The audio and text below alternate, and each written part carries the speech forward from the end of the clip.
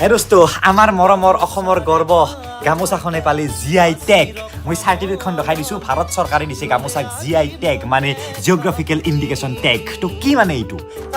আমাৰ মৰমৰ গামোচাখন আমাৰ বুলি আমি জানো কিন্তু তেনেকুৱা কোনো লিগেল ডকুমেণ্ট চাৰ্টিফিকেট নাছিল যে গামোচাখন আমাৰ এইটো লোকেশ্যনৰ পৰা বিলংছ কৰে আমাৰ এইটো জিঅ'গ্ৰাফিৰ পৰা অসমৰ পৰা কিন্তু এইটো ভাৰত চৰকাৰে প্ৰমাণ কৰি GI টেগ দি দিলে গামোচাক আগতে অসমৰ বহুকেইটা প্ৰডাক্টে GI টেগ পাইছে ভাৰত চৰকাৰৰ পৰা যেনেকৈ মুগা হৈ গ'ল